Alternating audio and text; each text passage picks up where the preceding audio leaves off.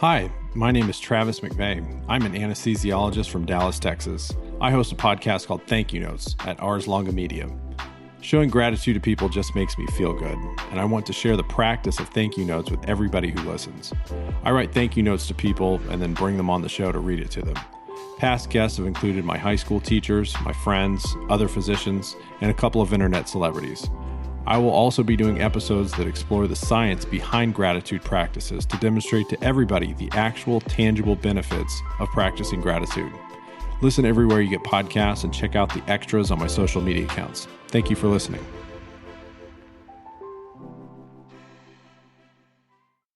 This episode is sponsored by Kaplan Medical. If you head over to captest.com and use the offer code ITB15, you can get 15% off any Kaplan Medical product. And importantly, for AMA members, you can combine this discount with your AMA membership for a total of 40% off. So that is a pretty sweet deal.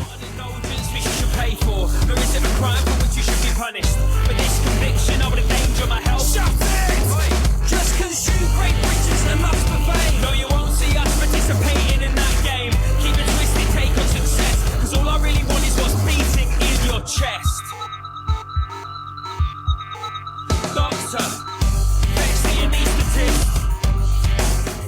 Welcome to the Inside the Boards podcast, the podcast dedicated to helping you learn to think like a question writer so you can study smarter, not harder, and succeed in medical school. Welcome back to the Inside the Boards podcast. I am Patrick Beeman. This is part 2 of our 2018 Study Smarter series for Step 1, covering some high-yield neurology questions between Elizabeth and Stuart. Stay tuned to the end to find out how you can get a free 1-year subscription to our all-audio QBank while having a little bit of fun in the process with our fake USMLE question campaign. And speaking of the all-audio QBank, check the link in the show notes or go to insidetheboards.podbean.com for all you people in the final throes of Step 1 crunch time. We've got your back because it's only $15 for 1 month. Plus, you help us continue the work we're trying to do here and make the audio QBank a much more expansive and better product to help supplement your usual resources for your coursework or USMLE Step 1 study. And now, a little bit of high-yield study advice with our Kaplan Test Prep Minute. All right, Dr. Cimino, so every student has described a situation where they feel like, oh man, I'm being tricked. That's a trick question. But the exam writers and the licensing bodies who make up these exams, they're not trying to write trick questions, right? They're no longer... because trick questions don't test medical knowledge, but rather boil down to puzzle solving.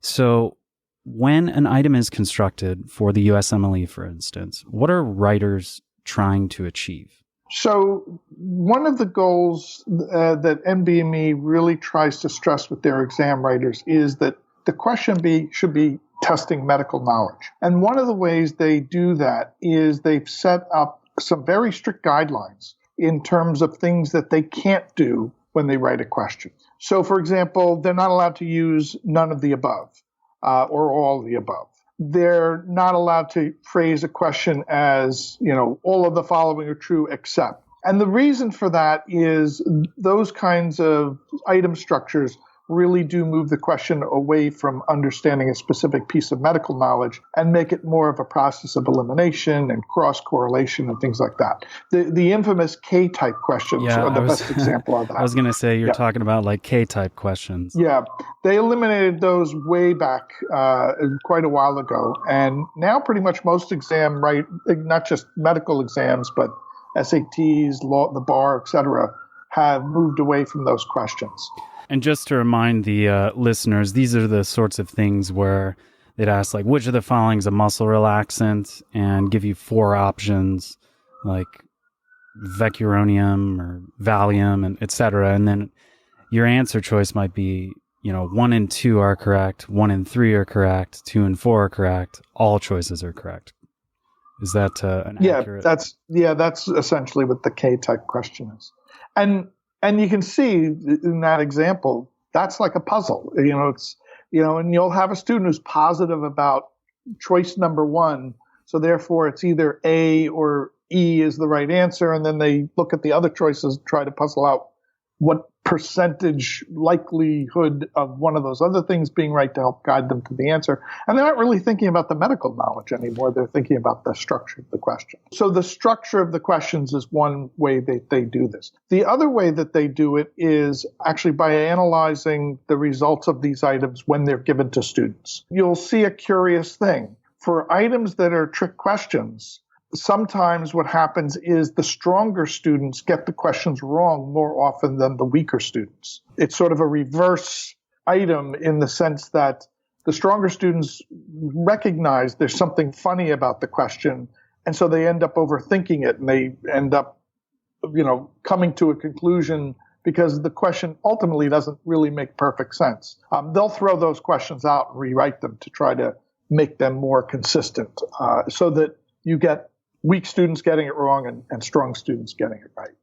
Got it. All right. Well, to learn more, head over to captest.com to take advantage of the special discount we mentioned on any Kaplan medical product.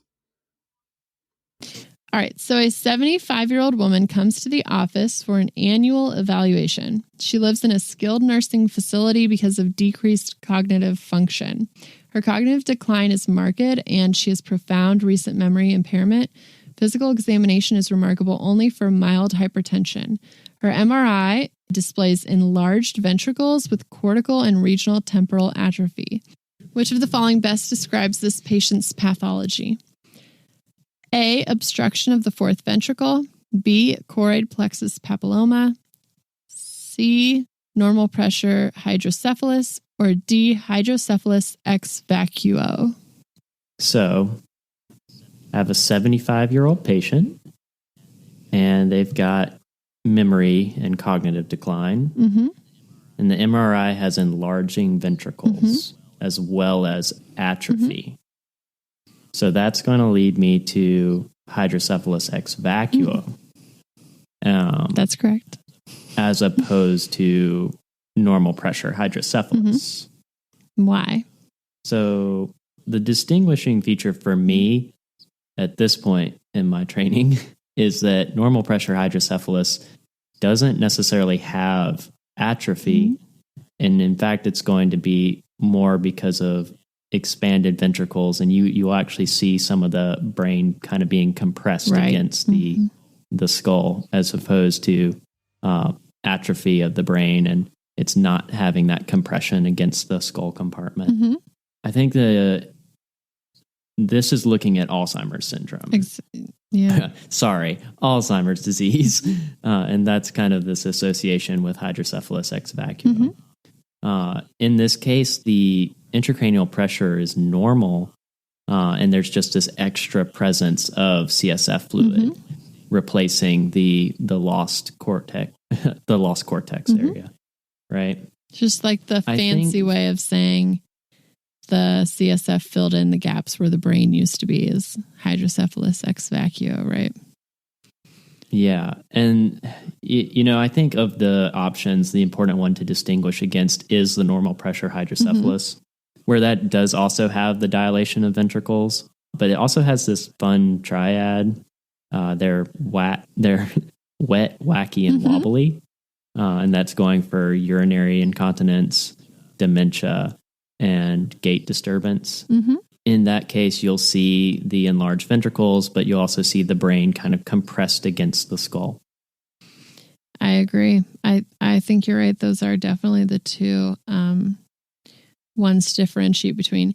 Just to mention one of the other wrong answers, could you explain what would you see if you had obstruction of the fourth ventricle? That was answer choice A. I know it wasn't tempting for you in this one, but what would you have seen if the fourth ventricle was obstructed? So that's going to be a non-communicating, like hydrocephalus. So that's going to actually dilate the fourth ventricle in that case. That's not really what's being described here. I think you also see vomiting and headache, as well as you have trouble with visual defects. That makes sense, right? Like compressing the optic nerve. And because of the area of dilation, right? Right. And the headache and vomiting because of the location within the brainstem. The last thing that I was going to put is when I was looking through first aid, they threw out a nice differential, so I thought I'd include it for everybody. When you see hydrocephalus ex vacuo, your differential should include Alzheimer's, advanced HIV, Pick's disease, and Huntington's disease. All right, so last one here. A 29-year-old woman comes to the office because of intermittent blurred vision in her right eye for 3 months. She says that episodes usually last a week and then completely resolve. Other symptoms she has intermittently experienced are difficulty in maintaining balance while walking, as well as urinary urgency and incontinence. Visual examination is normal. There is decreased muscular power in her right arm and an upgoing left-sided plantar reflex. An MRI scan of her brain shows periventricular enhancement. Which of the following is most characteristic in this patient's disease? Is it A, association with HLA-DR2 genotype? B, degeneration of the nigrostriatal dopaminergic neurons? C, deposition of beta amyloid peptide? Or D, proteins that have abnormal number of glutamine residues? So I would think of answer choice A, excuse me, association with HLA-DR2 genotype, because I'm thinking a patient with periventricular enhancements and having these intermittent like neurologic changes that like fluctuate, like difficulty with balance. Then it's also affecting urinary urgency, decreased muscle power in her right arm, and upgoing left-sided plantar reflex. It's like all over the place. And she has these periventricular enhancements. I'm thinking of multiple sclerosis. And that's always like a board's testable kind of question, that it has an association with the HLA-DR2 genotype. I think if there was one other choice that could have been tempting, maybe because I guess she is a young person and could have Huntington's disease. And so then that would have been answer choice D, proteins which have abnormal number of glutamine residues. And I say that because that does involve some movement issues. However, I think behavioral symptoms, mental status kind of changes are usually more prominent when a vignette is trying to describe a patient with Huntington's disease.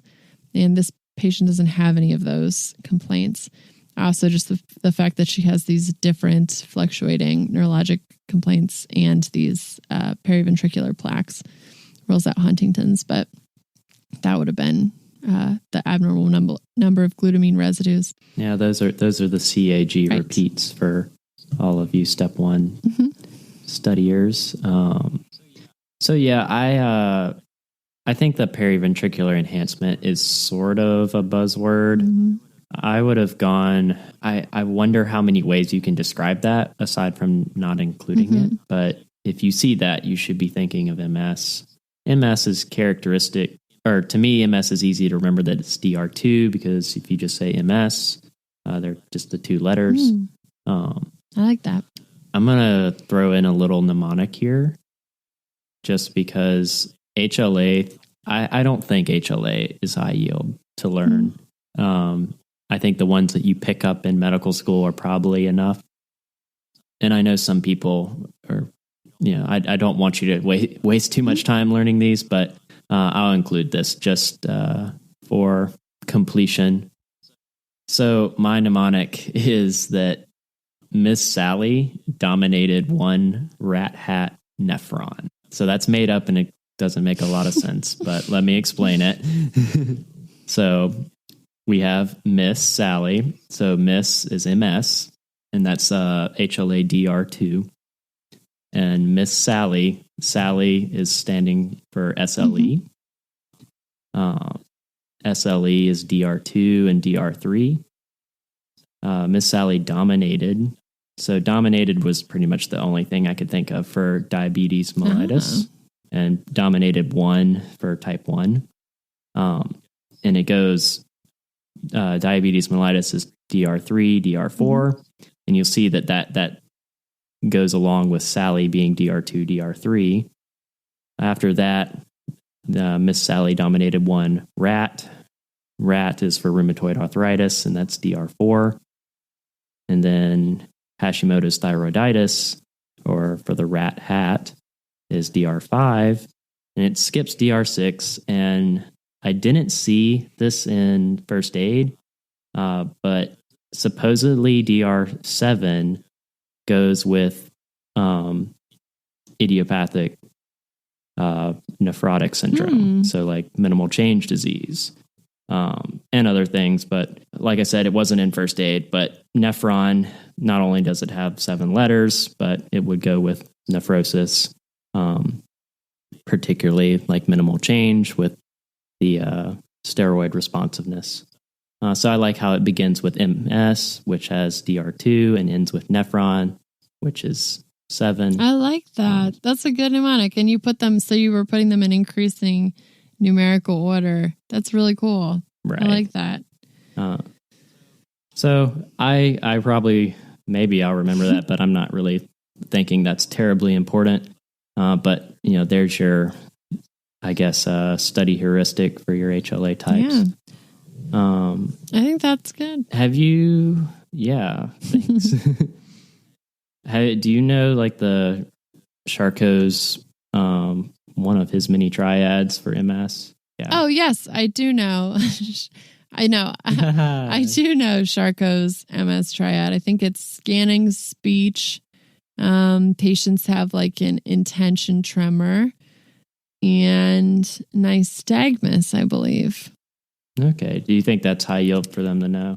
I don't really think that that's super high yield. I think more importantly would be knowing that it involves different, like fluctuating neurologic symptoms in different systems. Like, I think that's more important. Certainly patients can have a diagnosis of MS without that triad. So I mean, this patient had no ocular involvement at all. So I kind of think that it's not super high yield, but maybe it's, I mean, definitely if you memorized that and then you saw a patient with it on the, if you saw a patient with the full triad on the exam, you'd be very, very certain that they had MS. But I also don't think, like, don't limit it. Like if you don't see the triad in a vignette, it does not mean the patient doesn't have multiple sclerosis.